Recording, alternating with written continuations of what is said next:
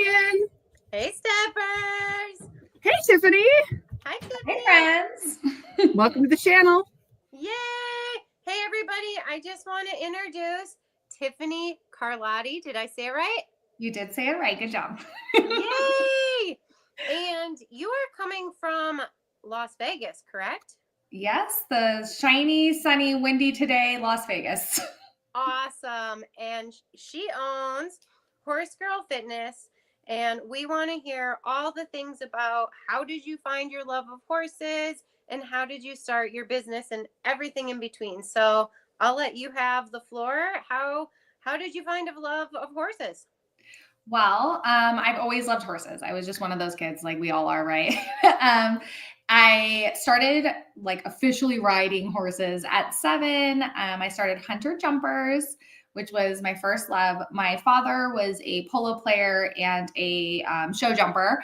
So he kind of knew, like, I'm one of 3 girls, and my oldest sister was a jumper. My middle sister didn't really take to it very much, and I was obsessed.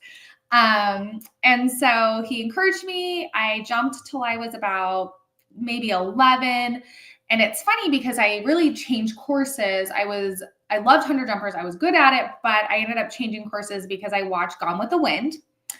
And as a little kid watching the scene where the little girl falls off and dies. I watched it too.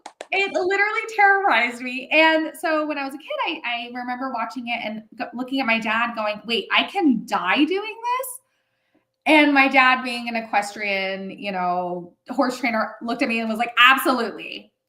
So that was the end of my jumping career.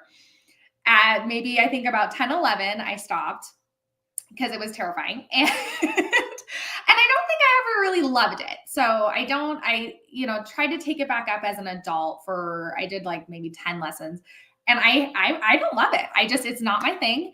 And so then I moved into Arabians. I did a lot with Arabians. I did, saddle seat, hunt seat, all the Arabian circuit shows.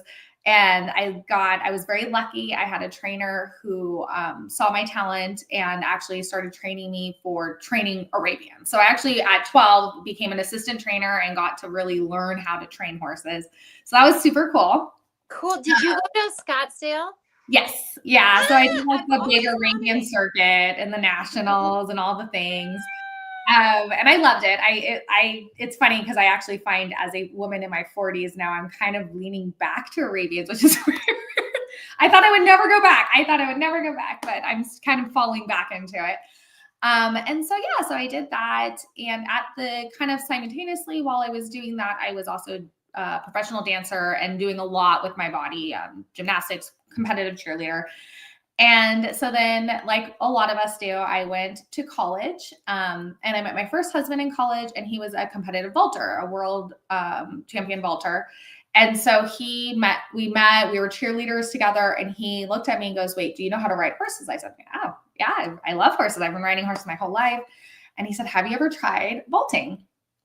And so I had never tried vaulting. I didn't even know about it, to be 100% honest. And so he got me into competitive vaulting. So it was kind of cool to be able to use gymnastics and cheer that I had done for so long and horseback riding and kind of combined it. So I ended up becoming a competitive vaulter, and I had 6 months to make it to gold team. And so I ended up being just one of the vaulters in the US that was a competitive vaulter for a while and going and getting to compete for WEG and things like that. Yeah, I didn't make it. I was so close. I didn't make it. But just being able to be on the circuit where it's a dream, it's something that a lot of people never get to do. And I was able to do it. I'm very blessed to be able to have that experience. And so then I kind of, got my big girl job in my 20s. And I became a real estate agent, started running a business. And meanwhile, I was still coaching, but I was coaching competitive cheerleaders, gymnasts, and vaulters. So I was doing a lot on that side, right? Sports coaching. And then when I was about 30, I kind of had fallen out of my own routine. I was busy coaching. I was busy, running a business and being a stepmom and getting married, doing all the things we do as adults. And I ended up not riding, kind of fell out of it for a while. And it was very sad and I missed it. And I just kind of wanted to go back. Well, I ended up hurting my back really bad because I was out of shape. And that is kind of what spurred me to come back to riding and to get myself, I had to learn to coach myself. I had never really coached myself the way I needed to. And so since then I came back with a vengeance. My sister is a dressage trainer. I had never tried dressage and I picked up dressage at 37 years old. I'm not going to tell you how old I am, but I've been doing it for about 5 years. So you can do the math. And so I've been doing it for, about 4 or 5 years. And in my true fashion, of course, my first dressage horse I purchased did not know dressage. So him and I learned dressage together and I got to train a horse dressage as I learned dressage step by step. So it's been really cool to go up the training pyramid with my horse. We're both learning. And so now I'm finishing up my bronze medal. I am going to keep going. I'm obsessed with the sport. It's funny how I've gone through so many equestrian disciplines and loved them and enjoyed them. And this one, though, I will say I love dressage because it's one of those disciplines where it takes a lifetime to learn. You'll never run out of things to do. And so I love that about dressage. It's constant. So here I am, doing dressage. And through this process, I actually, last year, I decided to start training people outside the gym and inside the gym to help them be better equestrians, because that was the one thing I felt was lacking really in this sport. As a vaulter, it's there, right? Because we're doing gymnastics. Our lives literally depend on our ability to hold ourselves on a horse. And it's interesting to me because as equestrians, it's the same, but there's that disconnect, right? Of, oh, wait, I do need to have really good core strength and upper body strength and leg strength in order to do this sport.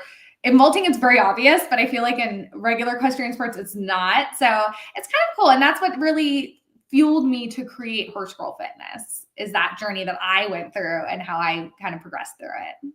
I love it. And I want you to say it again for the people in the back. And I will admit, I am the first person to be like, but I ride 9 horses a day. Why do I need to work out? So can you answer that for the trainers, the professionals?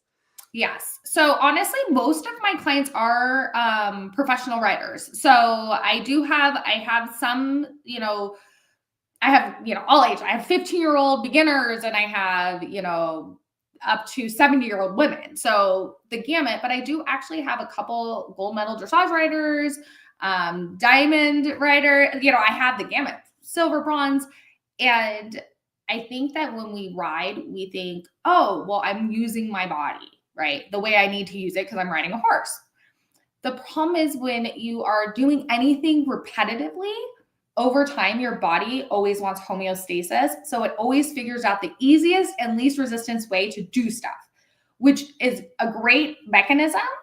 But unfortunately, it leaves a lot of weakness in our bodies. So, if you're riding horses every day and you're using, let's say you use your calf muscles, that's one muscle that I find my trainers have these crazy strong calves and crazy strong inner thigh muscles because they're constantly pulling the horse. I always say, like, you kind of pull the horse up and in with your legs, right? You're balancing yourself with your inner thighs, right? You're sitting on a horse, holding yourself down.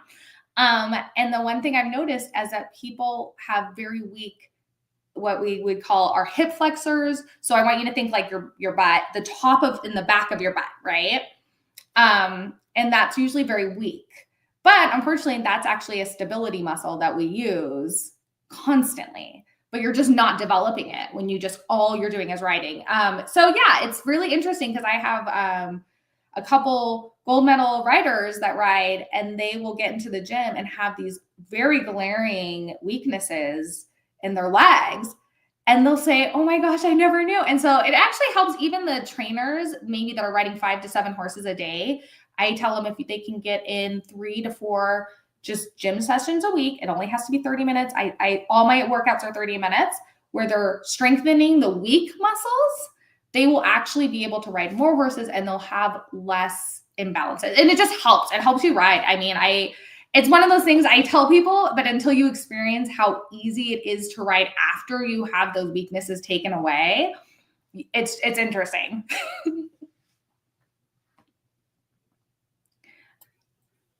So yeah, I'm looking at, I have a question. So body and horse need training. Okay. So yeah. The best way to start is honestly, I tell people just light weights. Don't go crazy. I developed this because unfortunately there's a lot out there that's cookie cutter, right? So there's a lot of programs that you can sign up for or that you can, get books on, but it's very like cookie cutter. It says, do lunges with this weight or do squats or whatever, right? Leg press, whatever exercises. The best thing you can do is basic exercises, lightweight, and then try to almost like the training scale for dressage, try to build on it. So I always tell people the first thing you want to do is just basic compound movements like squats, sitting, like some of my clients can't even do squats. So I say, we're going to sit on a chair and stand up, right? So, I want you to tap your little butt on the chair and stand up. You're not going to sit all the way down, just tap and up. And that's the beginning movement of a squat. May I interrupt there? Because my fiance is a personal trainer and this is the reason why I work out. I totally blame him. But the squat is horrible, like for me, and I hate it. And he wants me to stick my butt out, right? And as a dressage rider, we do not want to stick our butt out. Maybe I could say like hunter riders, when they have that position, or saddle seat, right? What are your thoughts on that when you're doing the squat? Because he does want me to stick my butt out a little bit. So yes, so you do want to stick your butt out. And the reason you're going to do that is because your spine, if you go straight up and down, like if you think even when we post, we don't go straight up and down, right? We move our hips forward. But if you're going to go straight up and down, you're going to load your lower back more. So it's the way, if you think of so I always try to make it, because you're a dressage person. So when you sit on a horse, you know how we have that natural curve in the bottom of our spine, right? So you want to follow that mechanism. So when you're squatting, so if this is your spine, it's going to be like that. Sorry. If this is your spine. The reason we stick our butt out and we go like this is because we don't want to load our lower back. Okay. So that's just going to lead to a little more injury. I know you don't want to stick your behind out, but it actually, because squats are meant to strengthen your glute muscles and your hamstrings. So that's why it's not for strengthening your lower back. You want to take the pressure off the lower back. So you do want to sit. I tell people just kind of sit back and that helps engage the muscles it's supposed to engage. Okay. So sit back. And I just bring it up because do you see that in other dressage riders? Or maybe it's just me, like we've worked so hard to be neutral in the saddle and not to stick our butt out, right? And to engage our core. I just have a hard time doing that. Maybe it's just me.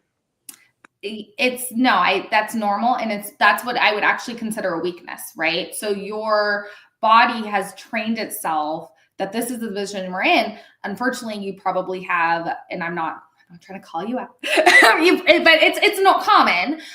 You'll have like weak hamstrings, right? Or maybe you have really strong quads in the front. Yeah. But you're not using your hamstrings regularly. So that is also part of the mechanism that causes your body to want to be like, well, this is more comfortable, so it wants to go back to what's more comfortable. And that's why it is important to move through those. But maybe you won't ever have these really strong hamstrings, and that's fine. But if they're stronger, it will help balance and it'll lessen the, a big thing is injury prevention, right? So as riders, we have bad low backs usually. Yeah. Well, and it's just been so amazing to work out with him and to see like now I can do a squat, but I couldn't at first. And I was like, it was frustrating because I'm a perfectionist and a dressage rider. And I'm like, it must be perfect. And then I was like, but I don't want to move like that because that's going to ruin my position in the saddle. And so just wanted to clarify if anybody else was that way. Like, no, we need to strengthen our other muscles. I totally agree. Yes. I mean, it's interesting because I mean, if we all think of our horses, right? And especially in dressage, like collection, we're asking the horse to sit back on their haunches and things like that. So it's interesting because as you know, trainers or riders, we're happy to push our horses to strengthen all the parts to prevent injury. But for us, it's just as important. We don't, you have to, your horse isn't going to be happy if you're injured and, you know, you can't ride. So making sure you prevent injury for you as well by, you know, strengthening all the weak muscles is really important. I think she's muted. So I've heard two schools of thought, and I go back and forth on what I believe in. So obviously you mentioned you start with low weights, right? But like, let's say you've been working out for 30 days with low weights, you're starting to increase. I've had the one school of thought is low weights, high reps. And the other school of thought is pour on the weights under 10 reps, tire yourself in 5 to 8 repetitions. Your muscles should be tired and fatigued. What's a girl to believe? Yeah, so actually both are correct. And I know that's incredibly frustrating. So it just really depends what your goals are. So there's been a lot of studies on muscle building out there. I mean, hundreds of studies. And, you know, unfortunately, like with everything else, there's a study that proves one thing, and then there's a study that proves the exact same opposite, right? So really, it depends what your goals are. What I usually tell people is if you're trying to increase strength and get bigger muscles, right? Create bigger, thicker muscles, you're going to want to go heavier. And if you're trying to just increase endurance, and maybe you're trying to strengthen your muscles, but you're not like, I'm not going for a 1 rep max, you know, 250 dead squat, right? That's not my goal. It's just to be stronger and more fit. You can get away with doing lighter weights and higher reps. So really both are really genuinely right. And they've done a lot of studies where if you just do really super duper light weights, but you do tons of reps over time, those people still have muscle, you know, the muscle growth, and they, you know, still get strength from it. So it's really not about loading as much. So yeah, they're both kind of right. And it just really depends on what your specific needs are and what you're looking for.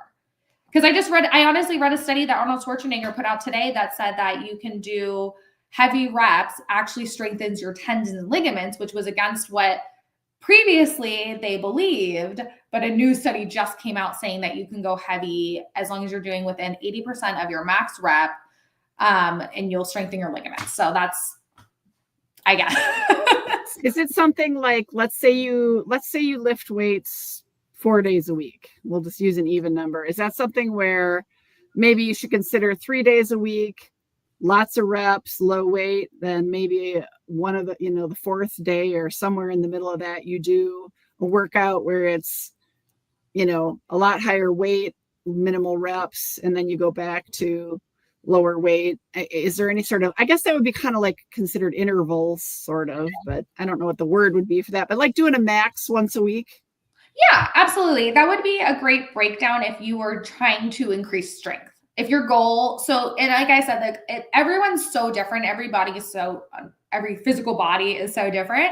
But if your goal was, I want to improve my overall fitness and I also want to increase strength, that would be great. Just to do 1 day a week of a little bit heavier where you're kind of increasing your max slowly. That's absolutely fine. Okay, I have a question. But I'm a girl. Do I really need strength training? Like, I don't want to be this big, bulky female. So can we talk about that? Because I think that's a stigma. It absolutely is. So number one thing women need to be doing. I'm in my 40s. I've already gone through perimenopause. It was really crappy. I started at 35. Yay. I don't know. I don't know why. Why me, right? The number one thing you want to do as a woman, especially a woman as we age, is strength training. Number one, it helps with bone density. So even if you're like, oh, I don't really want to lift a weight, it's unfun. You also helps with osteoporosis. So it's really important to do some kind of resistance training. Number two, most women don't make enough testosterone. I have yet to meet one that naturally makes enough testosterone to become a huge beast of a Hulk woman. Okay, that's not normal. I hate to say, because maybe there's somebody out there, I don't know. But I've never personally met anybody that is not taking any kind of supplementation that lifts heavy and gets really big. That's just, our bodies don't work that way. And it's just, no, skinny fat isn't cute. And that's why I tell people, when women come to me, I have a couple clients that have come for weight loss who were on Ozempic and medication, and they, and it wasn't prescribed by a doctor. So I'm going to say that it wasn't medically necessary, who were just dropping weight, but they were getting they looked like a deflated balloon, right? Like they were getting there was nothing underneath to give them form at a certain point. So I think it's important as women, we see these beautiful women on TV and we think, oh, how do they look that? Almost every model and actress I've ever seen, they all lift weights. They're all exercising, lifting weights to create form to their body. And the coolest thing about our bodies is we are able to, in some way, shape, or form, manipulate it to make it look a certain way. So I think it's important for women to be lifting weights for their health. Number one, always health. It's very important. And then also it's kind of cool because you can kind of get big biceps, right? And haul your big flex when you see somebody. Can lift that hay bale. So I have a friend who's a doctor, and since you touched on the fancy current weight loss magic drugs, the semaglutides, the GLP-1 drugs, she was just at one of the many continuing education things that they have to do to maintain their license. And I remember she messaged me, this has only been in the last 4 weeks, that I think these drugs have been on the market now, 2 to 4 years? Some of these GLP-1. I feel like they've been readily available for at least 2 years. They're finding that muscle mass is disappearing. And I don't mean just becoming lax, but disappearing 30+% in women. They're not going to get it back. Yeah. So that's scary. Because you just talked about, people coming to you who are on these, GLP-1 type meds, and if they're not working out, and they're, I've seen videos, I don't know if it's true, I don't believe everything I see on the internet, but people who've been at it and who are now having massive bone density issues as well, because not only have they lost muscle mass, but they're being told that they're 35 and they are in severe osteoporosis. So yeah, I can't agree with you more about how important the type of, resistance and weights and things are, especially if you're doing that kind of a dietary program. But, I too, perimenopause, menopause, that whole funness, it's important, and I need to be better getting in the gym. Right now I have spring fever. Megan and I are in Wisconsin. We are finally out of winter. It's beautiful outside before the heat and humidity of summer hit. And I just want to come home from work, change clothes, and hike outside. I just want to be outside.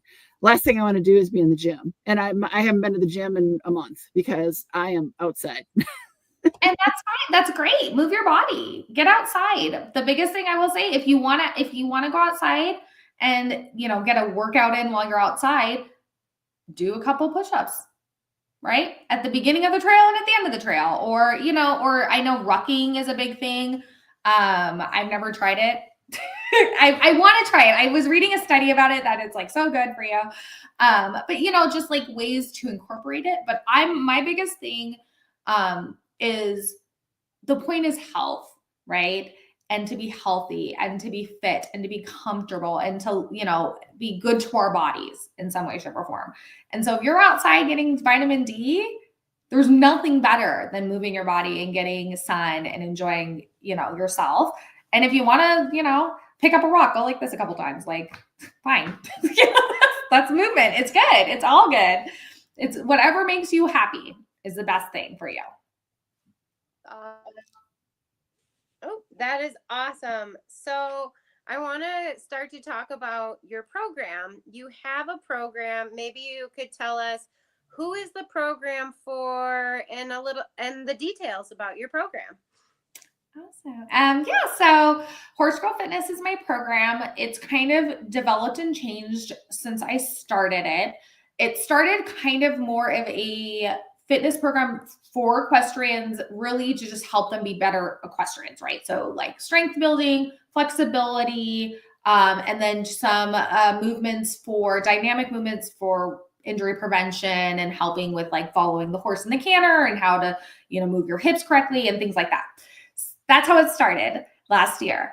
It has developed to now it is a full exercise program and fitness and diet program for equestrians. Because when I first started it, it was very cookie cutter, right? So I said, well, what kind of equestrian are you? Oh, I'm a hunter jumper.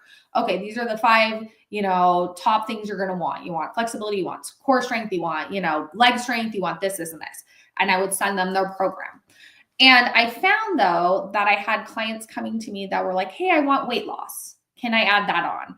Or, hey, that's great, but, you know, I need help with just accountability. Can we just have a weekly meeting about helping me, right?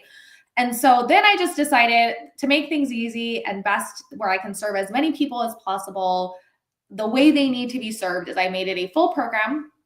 So you sign up for a monthly membership. Within that monthly membership, you get a full workout program at home and in the gym. So either or. You can have both too. It doesn't really matter because I make them for the person. It's completely based on where you're at, where you start, and where you're wanting to go, whatever your goals are. So I have clients that maybe it's weight loss. I have clients I have one that she's the cutest thing ever. She's actually one of my students that I wasn't going to make her a Horse Girl Fitness client. She was just a horse training student. A dressage student, and she was like, I want to be big and strong like you. So she's so cute. She's 15. She's adorable. And so she's, you know, putting on muscle is something that she needs to, you know, at 15 is usually the cusp of where I let them start lifting weights. But her exercise program is it looks almost more like you would look at a young gymnast program, right? So we're trying to strength train her. So she rides a little naughty pony, and when it's really naughty, she can sit what it gives her at this point. So that was like really big for her, right? So we all kind of have different goals. So every one of my clients, I structure their program for their goals. Some of my clients have dietary goals. So I structure a just sample macronutrient example for them, or daily, this is what we eat kind of thing. And then they get a once a week check-in with me where we go over how their week went, if I need to change anything. And it kind of just keeps me in touch and keeps them going, right? Because unfortunately, exercise and diet is a pain point, right? If we all could just sit on the couch and eat nachos every day, we would. Like, nobody really wants to do this. I get it. But, having somebody to hold you accountable and to hold your hand through it when it gets not fun was my goal, is to bring that for people. And then the accumulation of it all is ultimately, how are you performing on the horse and off of the horse? How are you feeling every day? Can you, like I said, I have some gold medalists who are like, oh, I can ride 7 horses and not even be tired anymore. What is that goal, and how can we reach it for you? And so that's basically why I started it and what it has become. Right now, signing up, I'm having a special for the spring. I started it because everybody wants to get ready for summer, right? And like, yay. Bikini season. And so now I'm running a monthly special for the summer. And then I even, I'm one of those people, unfortunately, I just give everything away for free. Like, my husband yells at me and is like, you need to make money somehow, girl. But I also have a free on my Instagram. In my link, I actually even have a free 30-day workout exercise guide for free. So if people want just a home workout guide and how to do macronutrients, if that's something you want to do, I'm even giving it away for free. But I will say the reason that free does not work is because you don't have somebody holding your hand. You know, if I could just give everybody a program and say, here you go, just do this, all your dreams will come true, have fun, one person would probably do it, you know, and that's reality of this. So really having that accountability is what I think makes the difference for people with my program. Yeah, I could really use somebody dragging me to the gym every day. But like I said, I recognize my spring fever, and all I want to be doing is out hiking. I don't care if it's hills and cliffs or, you know, flat. I just want to be outside because, you know, I know the heat and humidity of summer is coming where I'm not going to want to be out when it's 95 degrees with, you know, relative humidity of 90%. And, you know, then I'll be inside in the gym in the air conditioning working out. Yeah, get outside. I love outside. I'm a huge fan. I go for a walk every day. It's my favorite thing. Yeah. I have a lot of questions. Okay. I might have answers. I don't know. So many questions. So what are some of the pitfalls that you see that your clients go into, right? Like what is a common pitfall that we all do so that way we can share that we're not alone? I mean, there's a lot. So I think that the biggest thing that I see with my clients is just honestly accountability, right? So I personally, like I said, I trained myself. So I've been there. You know, I took 20 pounds off of me. I didn't even mention, but I was a fitness competitor. I'm crazy. I decided to lose weight and get fit. And of course, in my crazy way, I said, you know what? Not only am I going to lose weight and get fit, I am going to be a bodybuilder competitor. I'm going to do it for fun. I don't know. I just needed something to motivate me because when you're training yourself, it's hard to be motivated. It just is. And so I said, okay, 6 months from now, I'm stepping on a stage in a very tiny bikini and I'm doing it. I'm doing it. So I got myself ready and I did it. It was horrible. And then I got, you know, and then I kept doing it. I don't know. But like, that is the number one thing. And that is why I feel like, unfortunately, apps like Noom and a lot of those, you know, MyFitnessPal and things like that, where you sign up for them to help you, you know, get fit or go to the gym or lose weight. It's hard to keep the motivation if you don't have somebody you have to check in with. And so I will say that is my number one thing. And even if my clients, sometimes it's funny because I think they think I'm going to yell at them. I will never yell at anybody ever. But even my clients, if they don't respond to my text and I'm like, hey, it's check-in time. Where are you at? Like, I'm waiting, jump on. And sometimes they'll kind of like go MIA on me, but I don't stop and I'll just keep calling. So you got to pick your phone up at some point. It's just that accountability of knowing, oh, I have to talk to her, and ooh, I kind of had a bad week, or I never went to the gym this week. And I tell them, listen, life happens. I get it. But that's why I'm here, to hold you accountable, to make sure that you're doing the things you want to do, because sometimes it's fun, but a lot of the times, like, you don't want to drive to the gym. You know, sometimes you're just like, oh, I don't want to do it. And so I actually have part of Horse Girl Fitness is actually an app. And so I have an app that was designed for Horse Girl Fitness, where when you go in there to do your exercise, you check in and it pings me. And every time you if you're on one of the macro plans, every time you put a meal in there, I get a little notification. My phone's going off 24/7 because people are constantly doing stuff, which is fine. And I love it because I feel like I'm like the eye in the sky, right? And I'm like looking at what everybody's doing all day, every day. And then I know when I have a check-in, hey, so I noticed, you didn't check in, or you didn't, go to the gym, or you haven't been tracking your macros or whatever, right? And I mean, even in there, you can put in, I did a ride. And I even have clients that I hold accountable for riding their horse sometimes. I have clients that, you know, and that's the cool thing about having an equestrian fitness program is I have clients that are getting ready for a competition and they're like, hey, I need to ride my horse. And I'm like, okay, that's going to be a goal for this week. How many rides do you need to get in? What are you aiming for? Because I have eventers and jumpers and whatever. And they'll go, oh, I'm trying to get this done. Okay, 3 rides this week. I'm gonna count that as your cardio. Okay, so you're gonna ride, and that's a cardio, but that counts. But you got to get it done if that's your goal. And so it just really helps, you know, keeping people on track. Okay. Do you work with all disciplines as well as competitive and professional riders?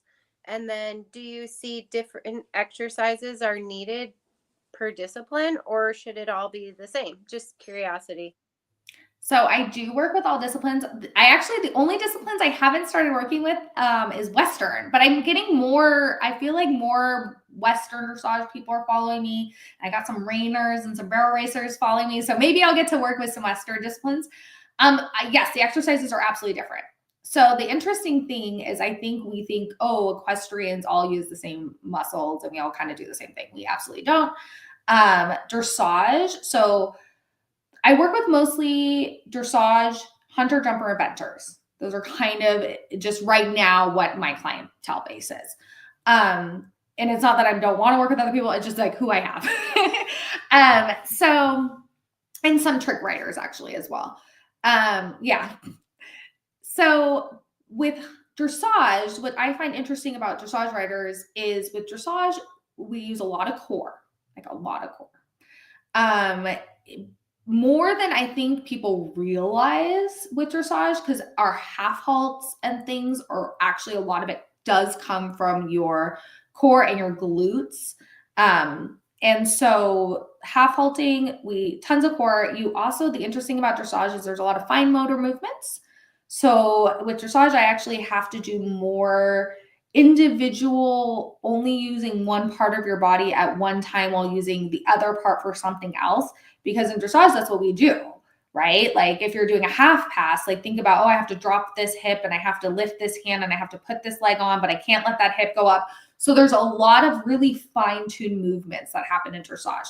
So I give dressage riders the exercises are a little more, I don't know how to say it. It's just a little like different. It's a little less big muscle movements in dressage. But they still have, glute movements and hamstrings and quads and stuff like that, right? So they still have, like, usually I give them basics like squats and things like that.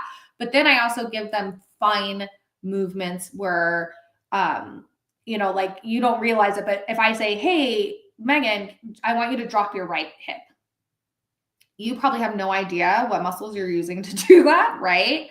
But you are using very specific fine core muscles to drop your hip and keep the other hip stable while the horse is moving, right? So like, that's like a whole other thing added onto it. And so that's how, like, my dressage riders, I train them. And then when I have my eventers and my hunter jumpers, very similar. But the biggest thing for eventer, hunter jumpers is balance is one of the number one things. They have to be able to balance on one leg while they swing their hand over here and do that, because the horses move sideways very quickly and up and down very quickly. So they need very good balance and they need incredible core strength. And I find that they actually need a lot of upper back strength, right? Because they're pulling and they have to be able to balance their core, but also have like lats. Their lats have to be pretty strong to like hold those horses. Because, if anybody, I know you guys if you've done jumping, when a horse surges towards the jump, what that feels like, and you have to just be able to pull yourself with the horse up. So there's actually a lot of nuances to it. Western disciplines a little different. They use a lot of their core as well. They use a lot less upper body actually than a lot of the English disciplines. They use a lot more legs, and they actually use a lot more of their pelvic rotation muscles. So if you've seen a Western rider They ride with their pelvis very tucked under. That's a lot of low back loading. So they have kind of different. So yeah, every discipline uses their bodies very differently. I mean, the big muscles all use the same, but when you get into the fine movements, there is actually a lot of difference in it.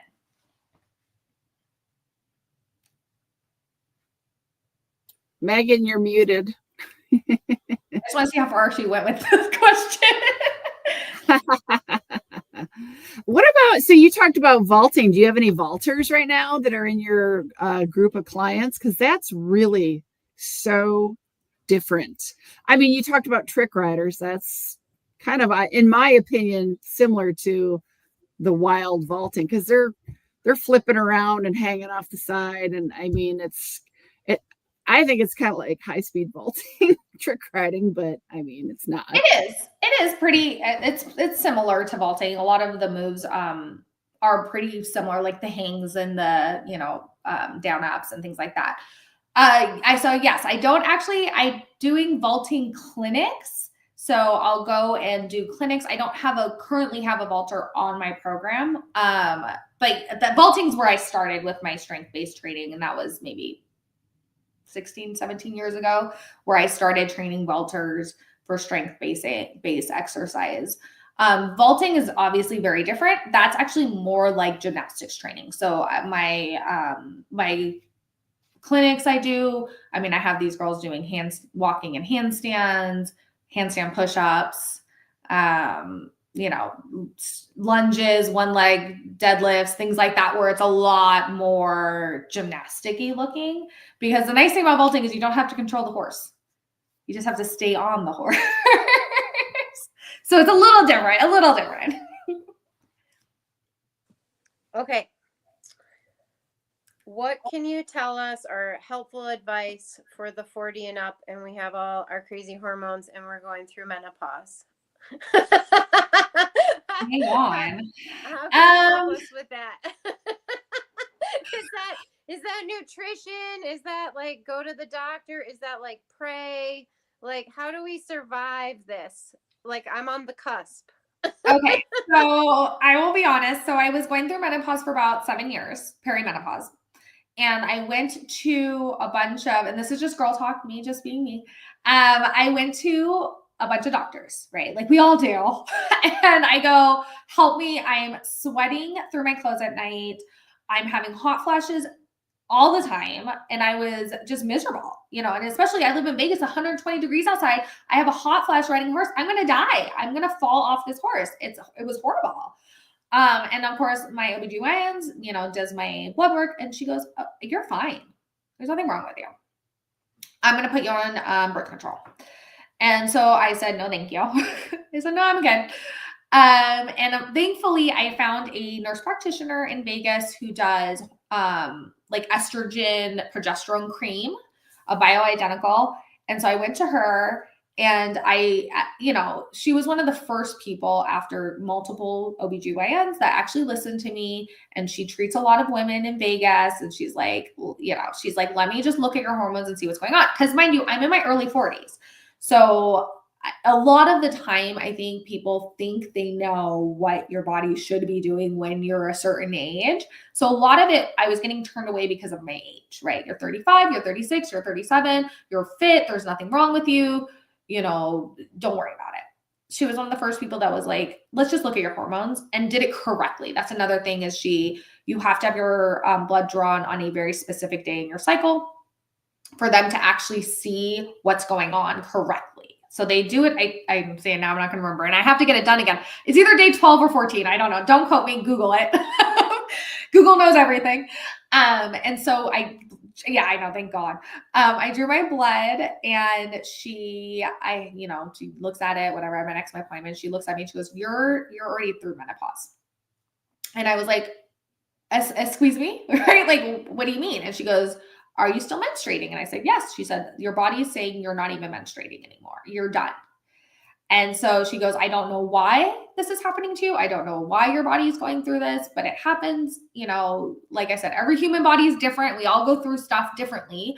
And so she goes, but I can help you. So she put me on a vitamin regimen for what I was having issues with. So like thyroid stuff, and I had like really low hormones. Obviously, like I was basically done with menopause is what she was saying my hormones were. So she put me on a very strong vitamin regimen, and I do a progesterone estrogen cream.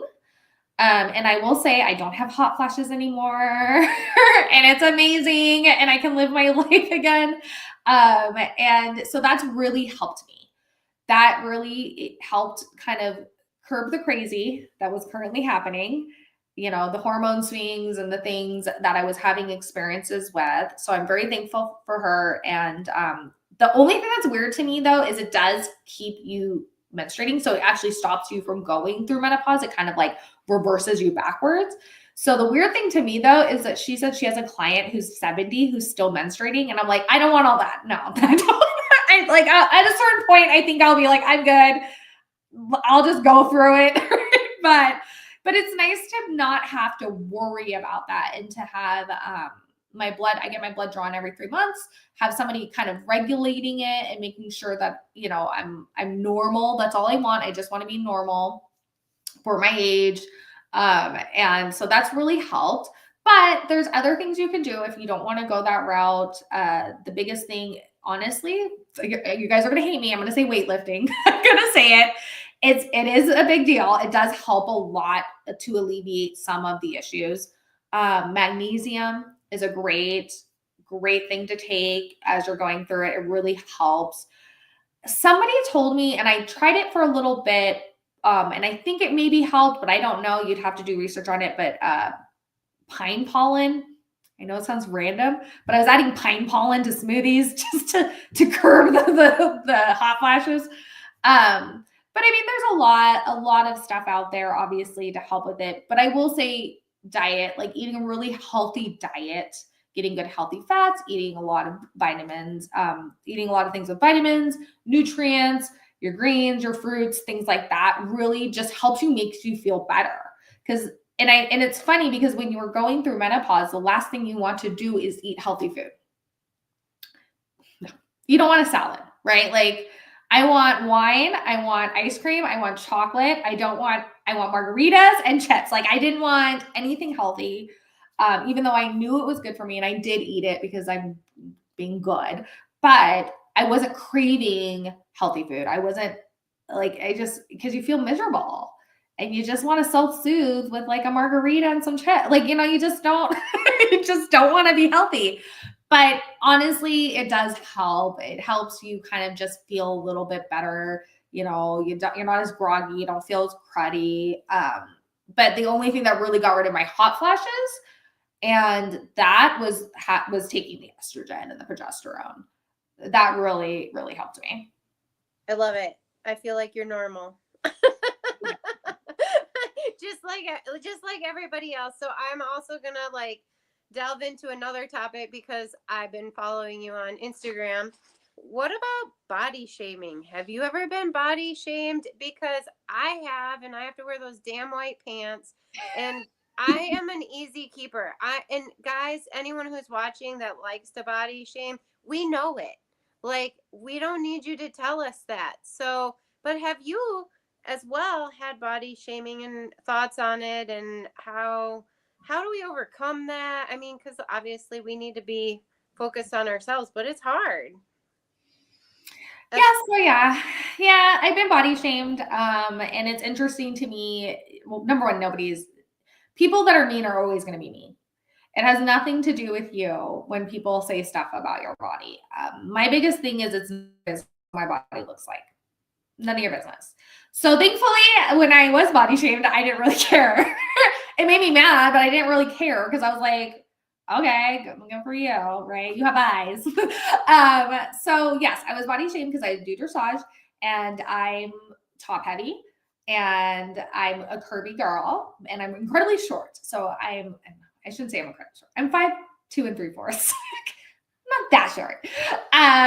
Yeah. But I mean, I have, you know, in dressage, we have this long ballerina form that we see as the perfect dressage rider, right? With these long legs that can wrap around the horse of the belly, right?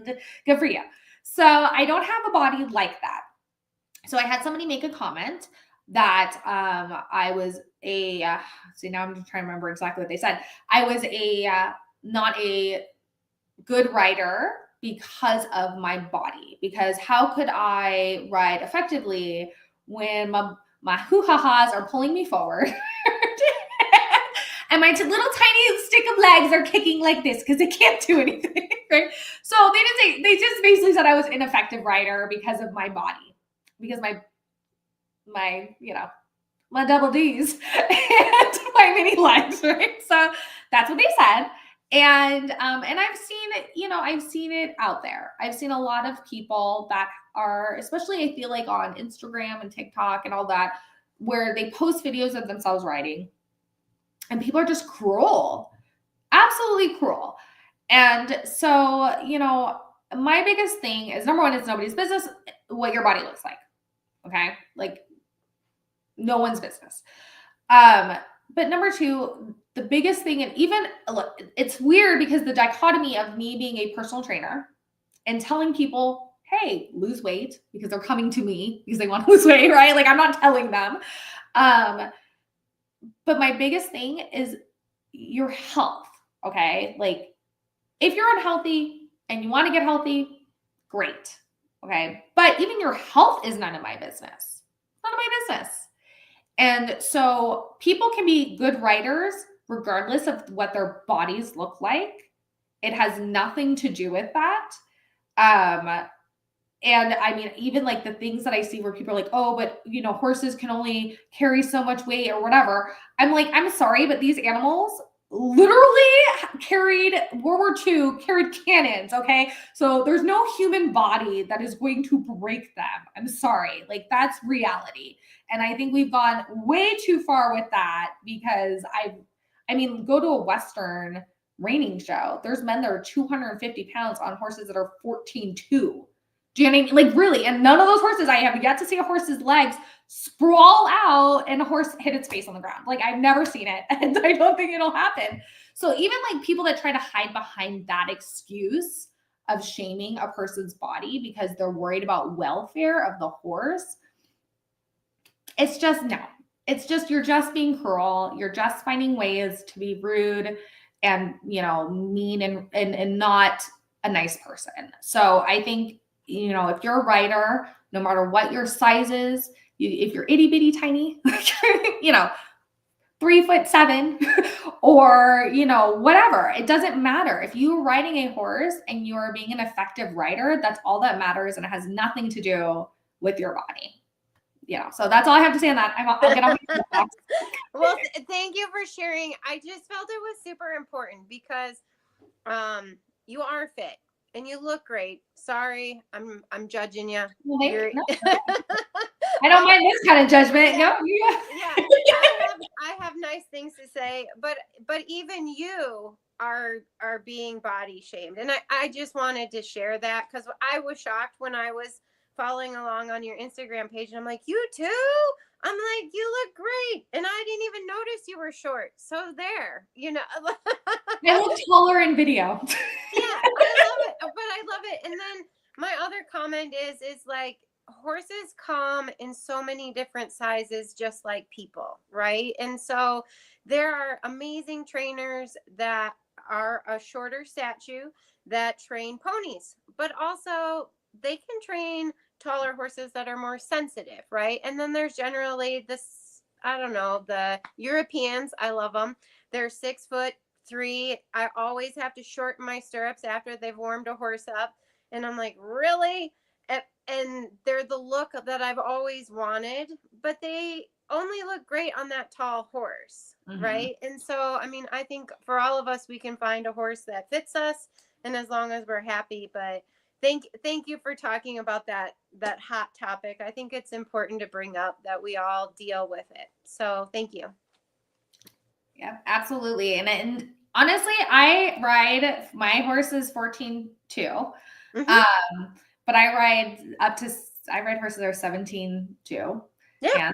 And yes, I hear, oh, they can barely feel you, the cheap seats in the back. But I mean, but I think if I ride a horse long enough, they get used to where my leg hits, and they understand the cue of what I'm asking. Like, I mean, eventually we'll get it together.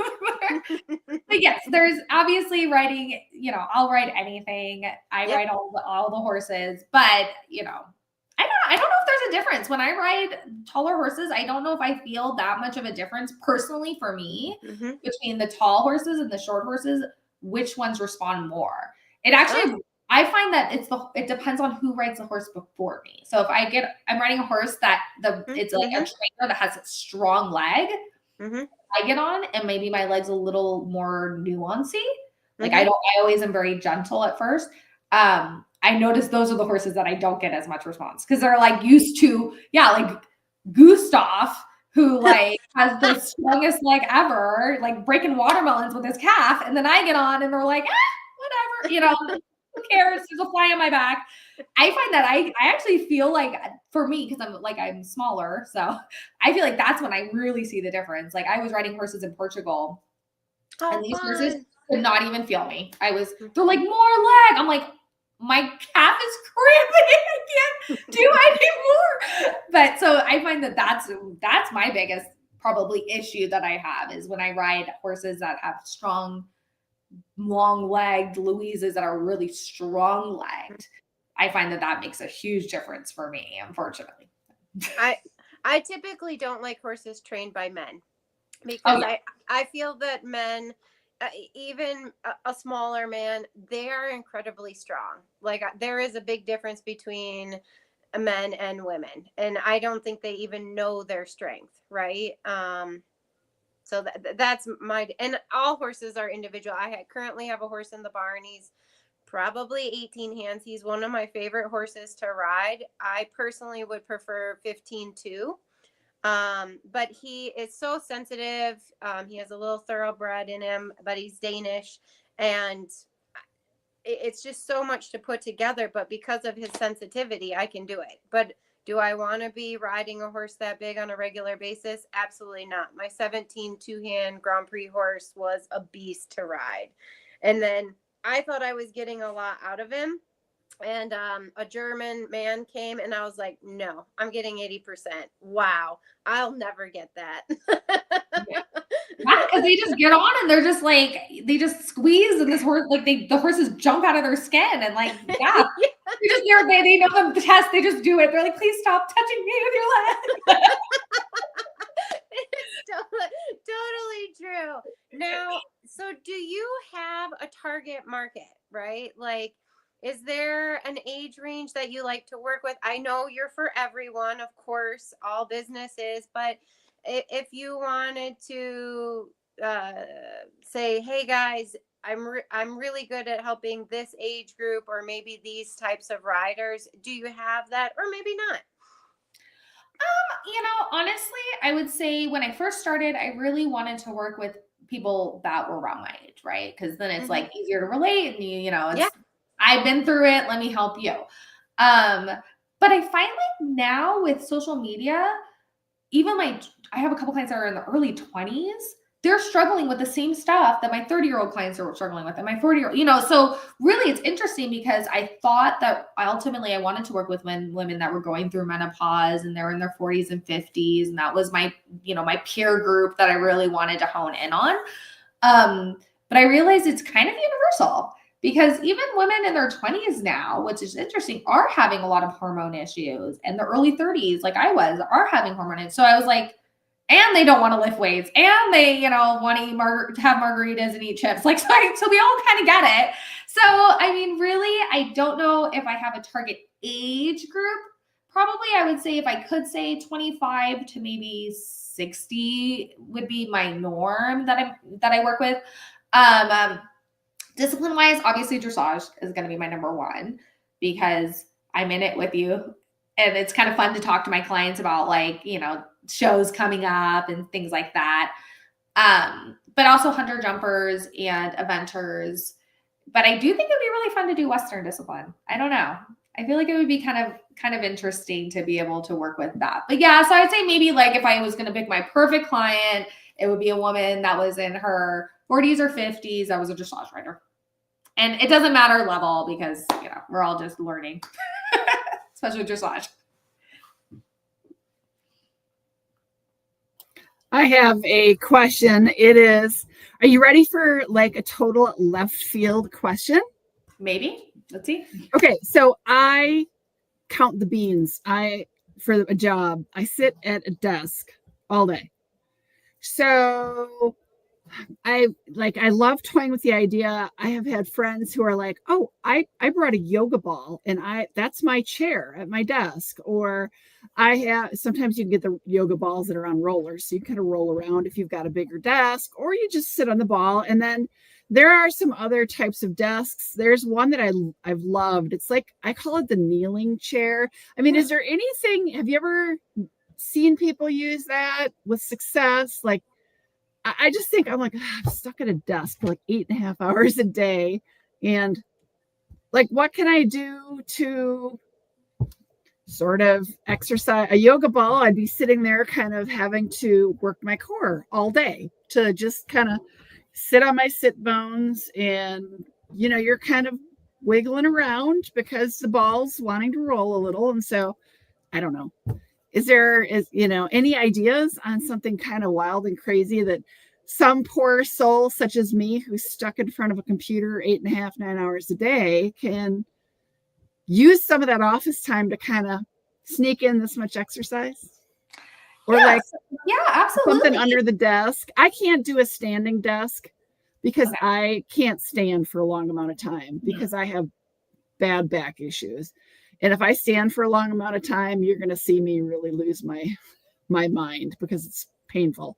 If I'm moving, I'm fine. If I'm standing in one spot, I just can't. It hurts. So. Yeah, no. So absolutely. Yoga ball seat is great. You'll probably, especially if you have a bad back, you'll probably have to change it in and out, to be honest, because your back probably will get a little bit sore. So you might have to do like an hour or two on it and then like go back to a regular chair. And trust me, I have a horrible back. Like I said, I had a really bad back injury. My husband has probably the worst back I've ever seen. Unfortunately, he has absolutely horrible back. So my heart goes out to you. I know what it's like to have a bad back. It's horrible. But yes, so yoga ball is great. They've done a lot of studies, and maybe I'll find some and I'll send them to you when we're done. About if you can get up every hour and do like 10 squats or, some kind of movement, it's actually the equivalent of going to the gym for an hour at the end of your 8-hour day. So I'll find this specific study that they're talking about, but even just like setting a timer on your desk, every hour I'm going to get up and walk around for 3 minutes or however long you can step away. Do something for 3 minutes, whether it's get up, do 3 squats, walk in a circle a couple times, just that extra movement. It's amazing how it actually compounds. Like we don't think it's a lot, but after an 8-hour day, that's actually a good amount of movement and your body won't even notice it. Like you're not going to notice, you're not going to be exhausted at the end of the day because you got up a little bit more. You'll actually usually feel a little bit better and your back probably won't hurt as much because you're moving. Because even sitting for 8 hours is really hard on our backs, right? So so I worked with a lot of physical therapists in my years, and they always say motion is lotion in physical therapy. So especially with our spines, when we move, we actually add like lubricant into your joints and your spine. So it actually helps with back pain. So I would say, yes, get a yoga ball, bounce around for a little bit, have fun with that.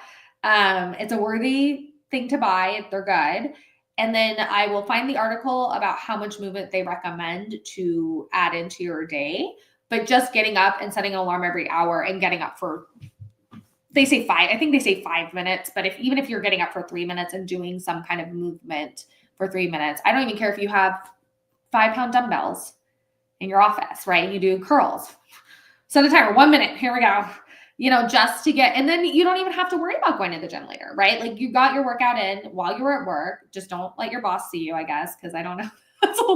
You're on the clock. I don't know. But, it really is important because I think most Americans do sit for 8 hours. I mean, unless you're a horse trainer, riding horses all day. But most people do. They sit for 8 to 9 hours just in general. We don't move nearly enough just because the way we built our entire society. people have to sit for long times to work, right? So that just getting that movement in as much as you can throughout your day would make it probably a difference for you. I get so many people like, just get a standing desk. And I'm like, I could get one, but I had one at my, office I was in a year ago. I didn't use it because I used it a few times, but I'm like, I can tolerate 5 minutes of standing still. And then I just can't. It's excruciating. Like, it would be fine if I was able to kind of move around a little bit, but that doesn't work like that. So I'm like, And then I feel like people are like, oh, you can get for under your desk, like a little bicycle thing. Mm-hmm. But I am cursed I'm 5'12". Oh, you poor thing. My knees would be, I know, my knees would be hitting the desk on the, I know. Yeah. She always puts me on the upper part of the hill, and she always stands down. So I look like a crazy person standing next to her in all our videos. But, it's like, I that would be a great idea if I could like pedal a bicycle thing underneath, but my knees would hit the desk. World's smallest violin. Right? I know. So I'm like, good for you. God bless you with long legs. It must be amazing. I hated it because I wanted to be a jockey. I wanted to be a jockey and ride the race horses. So I needed to be like 4'6", right? Like. Okay, let's trade places. It's fine. No, like so those pedal things are actually really good for circulation. They're motorized. I don't know if you know that, which is weird. Is that weird? I know they're motorized, so it does it for you. So I don't really know. I don't really get the point, but it's for circulation. So it's for people that from not getting enough circulation because you're sitting for long periods of time. But yes, getting up every hour, probably one of the best things you could do for your body. And yes, standing is horrific if you have a bad back, and part of that is actually because of the way we stand is with a sway back, just naturally. Most women sit that way because of the way our pelvis is shaped. So we sit with our pelvis kind of like our butt out and our like that little sway in the lower back, right? And that's what actually it's loading your spine. So your shoulders are over your hips, and then it's just like going like this over, right? So like over time, it kind of pushes down, and it's super uncomfortable. And the only way to combat that is to stand with your abs engaged, like you're riding a horse. And who wants to do that while they're working, right? So yeah, standing, yes, I like them, but if you have a bad back, they're not fun. They're not like, they don't really do much for people that have bad backs at all, unfortunately. So my fiance is a personal trainer. We built a gym on our farm. So I thought people or all my students would want to train with him. Do you find that horse riders are like, why should I work out? Which I was one of them, right? Like, and we also have a great friend that does show jumping, and she has found the same. And so what do you agree with that stigma, and why? Because if our horse is an athlete, shouldn't we be an athlete? And also, if we're better, our horse is better. And if we're working on improving our horse, aren't we limiting our horse? Like, do you also see that and agree with that? Yeah, so absolutely. I see equestrians are probably like the worst sport for a personal trainer. It just is. But I will not give up. I will not give in because I'm sorry, it's needed. And yes, like we are athletes and our horses are athletes, and it's like the amount of conversations I've had with women about the horse's top line, how to put muscle on their horse. Number one, yes, I do know how to train horses, but I am not a necessarily professional horse trainer, right? Like I don't put top line on horses. I'm really good at putting fat on horses. Actually, I love feeding them. Love giving them cookies. But yeah, so like women that I find that are equestrians, and I'm just saying women because I mostly work with women, they really don't care about their muscle. They don't care about their ability. What I find absolutely dumbfounding is I have women that will strap themselves to horses with the bands to get their shoulders back. and their legs down. And like, can I just tie my leg to the stirrup? So then can I tie the stirrup to the girth so my legs don't flap around like this? And I say, well, just engage your glutes. Like, just hold your leg still. And they're like, but I can't. I said, well, that's the problem. You're asking yourself to do something you don't even have the muscle mass to do. And then you're getting frustrated. So then you buy something on the internet that tells you if you tie your hands together, I mean, we've seen all these aids, right? Like, we've seen them all. And I tell people, okay, but that's shoulder muscles. You don't have the stability muscles in your shoulder to hold your hands steady. You don't have the softness in your elbows, right? So yes, we can tie your hands down. That's so unsafe. Why don't you just go to the gym? It's very frustrating, I think, but at the same time, I get it. I get that we all want a quick fix. We all don't want to go to the gym. We're all tired. You know, we feed the horses, we do the tack. I mean, everybody knows you go to the barn, even if you have one horse to ride, which you don't, but some people only have one horse to ride. It takes 3 hours, right? Like, why? I don't know. You go, you have to lunge them, then you have to tack them up, and then you have to clean them, and then you have to pick the hooves, and then you put the saddle on, and then you lunge them again, and then, you know, and then you ride, and then you get off, and then he needs a bath, and then we need to braid his tail, and, you know, like, the process. So it's a lot. I get it. Nobody wants to go to the gym afterwards, right? But I try to encourage my clients, and even people that aren't my clients that I spend time with at the gym or that I train, I say, listen, if you want your legs to stop bojangling while you're sitting the trot, okay, you need to have muscle to control your leg. There's no quick fix. There isn't. I mean, you know, like, yes, I guess we could tie your stirrup, but you can't go into a show with your stirrup tied. So as soon as we take the tie off, right, like, your legs are going to go like this again. Or like, oh, I can't sit the trot. Help me sit the trot. Okay, well, and I do a lot of biomechanical stuff with some clients, and I'll go, okay, well, let's tighten your core. And I do, like, you know, like, oh, breathe out, grr, right? A lot of that, like, how do we tighten our core correctly and whatever. And they can hold the sitting trot for maybe a minute or two, and then it falls to hell, right?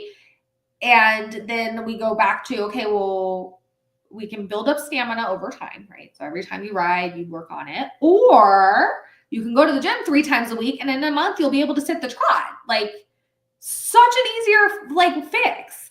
So, you know, I get that they don't want to do it, but that's why I say, like, oh, even my, you know, high-level riders go, wow, even me. Like, sometimes they're surprised, right? Like, they're like, oh, I even now can, you know, maybe I'm having less low back pain, or I can ride an extra horse or two and not feel like exhausted or sore or whatever. But definitely my beginner riders and my intermediate riders, I tell them a lot of the problems you're having on the horse are fixable off the horse.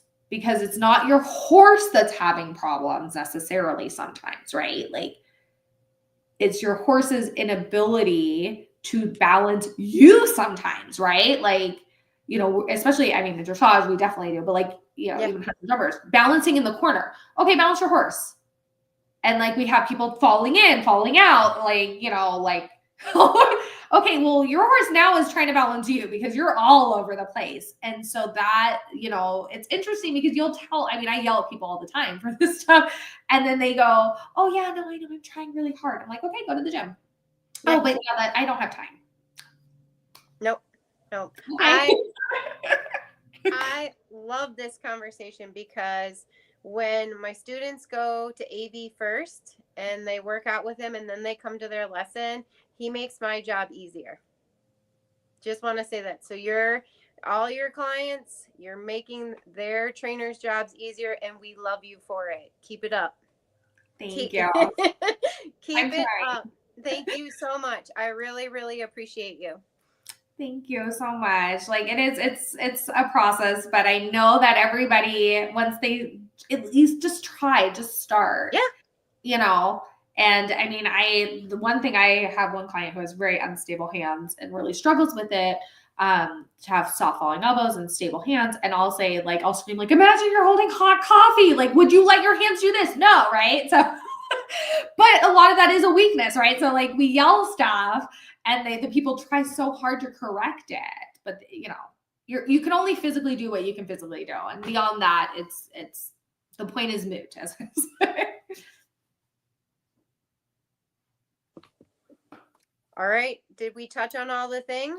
Steph, I think we touched on a ton of stuff. The question, Tiffany, is there anything else you want to talk about, business related or the fitness, anything we missed? I mean, I feel like we covered a lot. My big thing is obviously, helping as many people as possible, really getting the word out there that it is, needed to exercise, to be a better equestrian. That is part of the package. And so if anybody has any questions, they can go on horsegirlfitness.com or even my Instagram. It's horse_girl_fitness. DM me anytime. I'm always around to answer questions. I am happy to help anybody that's out there that maybe is searching for maybe an answer to help them become more fit and a better equestrian through it.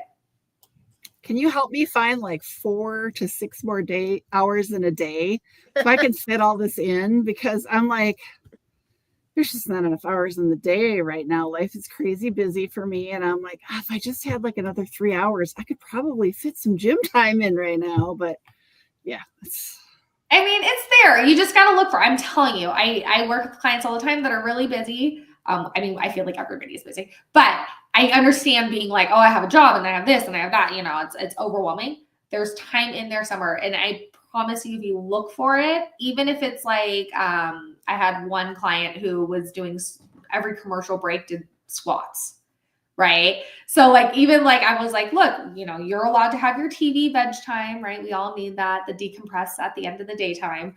I'm not going to make you go to the gym.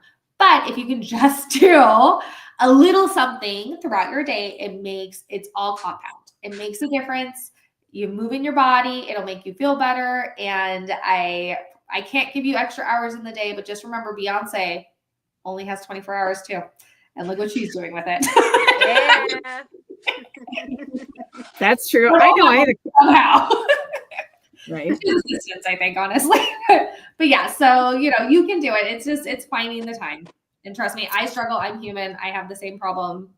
I totally get it. And I sympathize with it. But I will tell you, the way I combat it is I find that 20 minutes somewhere between something where I can do something to move my body to make me feel a little bit better. Yeah. Yeah. Another left side, whatever, out of the blue, weird question. I've seen on social media, all the talk right now is having a vibration plate to help with all the little muscles and also like some lymphatic drainage. And what do you think? Is this a fad or is there benefits? Because the gym I belong to actually they don't really call it a vibration plate per se, but that kind of is what it is. I can't remember what they call it, but it's a vibrating floor that you go into a room and the floor vibrates, and it literally is for lymphatic and type work. So I have an overactive vagal nerve, so they actually make me feel like I'm going to pass out. So they're not really for me. But that being said, I don't know. I kind of think it's a little fatty. To me, I'm kind of old school, like to be 100% honest. Lymphatic drainage, great. I'm not like a huge like lymphatic drainage person. Like I know people that go and get it done and, do all kinds of things. I don't have, like I said, I don't have enough time in my day to be doing lymphatic. I drink water. I drink a gallon of water a day. That's enough. As long as you don't have any kind of serious medical condition, that should be enough to get your body moving. Most people don't actually need lymphatic drainage. I'm sure I'll get hate mail from a bunch of like lymphatic drainage women after this. Like some people do have medical conditions and need it, but most people don't. Those plates that vibrate do engage small muscles and help with engaging your small muscles in your core. I find if you're going to use them as a tool, do something on them. Do push-ups, do squats, do something on them to encourage the muscles to engage more. I don't know if you standing on that is going to make you lose any weight or get any stronger. It kind of reminds me, do you guys know like the 1950s, those belts that used to rub? Like, I think of like I Love Lucy where she's like, oh my God, and it's like rubbing the person. That's the same thing. It's the same technology. They just repackaged it into something different, you guys. So I do think it's a little fatty, to be honest. I mean, I would think that your time would be better spent on doing an actual exercise or even like honestly sitting on a massage chair, because then at least you're getting a massage. Like, you know what I mean? Like, I just don't know if the benefits there, but I know some people swear by them and some people say they love them and it helps them. And so I will never take that away because some people do like them, but for me personally, they don't do anything if you're just standing on them. I don't feel like they do a ton. What do you think, Megan? Vibration plate? I got one. It's called a TheraPlate. Yeah. Do you like it? Well, you do. Yeah, the TheraPlate. I don't work out on it, but it's Okay. for the horses. It's great. I love it. For the horses. Yeah, for like, does it relax them? I think it actually warms them up because it's about circulation, and I do think like with my older horses, it definitely helps them. Like my personal horse AJ goes on it. He loves it. His little eyes like, you know, and it makes me feel better because I'm helping my horse feel better. Also, when my back is tight, I do notice when I lay on it, it helps loosen things. So that's what I use it for. I don't work out on it. I work out on a Bosu ball. Bosu balls. No, that absolutely makes sense. Like I feel like the vibrations from it probably feel absolutely amazing. That's why I'm saying, like, I have a trigger gun that I use. Mm-hmm. It's like my best friend. Like, I love my trigger gun, and I use it on my horses kind of for the same thing, right? So I just kind of run it over them to just get like stuff moving, and like especially after they work out, because some of my horses do like their muscles tense. They have some muscle issues, and so I do love it. But I don't know if I feel like I feel like some people just stand on them for 30 minutes. At my old gym, we used to have one, and women would just come in and just stand on them for like that was their workout. Like they would do cardio and then stand on that. And it was almost like, I'm telling you, it reminded me of the 1950s where they were like, okay, let's get skinny. And they would just like stand on the TheraPlate. And I would be like, I mean, sign me up. If only, right? Do you remember the thing that used to electrocute your abs that people bought? Yes, that was scary. Why would you want to electrocute yourself? Just touch the hot wire. Yeah, right.